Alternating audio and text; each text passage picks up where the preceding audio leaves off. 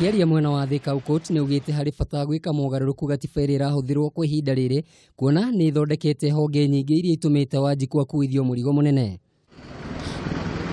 Aukot akiuga gatiba ni yongereire namba ya atongoria undu umwe na kamiti ingi iria itumite ya Kenya gukorwo na ihinda iritu kuona niyo marihaga atongoria aya. Ni lazima tupunguze wabunge ambao kwa sasa ni 416 hadi 194 pekee. Ihinda-ini o riu ria kambe-ini yake iria iretwo punguza mzigo na ugite ino noyo njira iria ingihota kuhuthia murigo uria wanjikwo akuithitio. Tunataka pia tuongeze fedha ambazo zinakuja mashinani kupitia huu ni punguza mizigo from the current 15% allocation to 35% kwa counties. Aukot ni ongereire ati angikorwo riendekithia riri ni rikuhitukio ni rikunina muthutukanio uri ukoretwo ho gwa kahinda kuona ati o county irikoragwo na mutumia na mundurume umwe.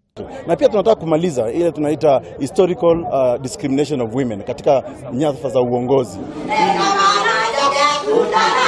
Naona kuri uguo riendekithia riri ni ritungitio uregani ni gavana wa Tharaka Nithi Muthomi Njuki akiuga ni ikinya rirongoreirie guitanga mbeca iria ingihuthika gwika undu ungi wa kuguna muingi. Sasa ukisema mambo ya referendum, IEBC itasema ipatie bilioni 25 ya kufanya referendum. Hiyo bilioni 25 inatoka wapi? Mauzo itaongezwa tena, si ndio? Pesa bei ya mkate itapanda.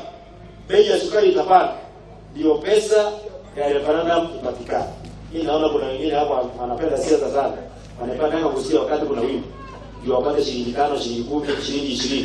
Nona kuhana uguo ni riendekithia rikoretwo rikirorwo na njira ya ubaciriri munene kuona atongoria matiganite mari na woni uri na utiganu. Ripotera Kameme TV jitagwo Kamau wa Githinji.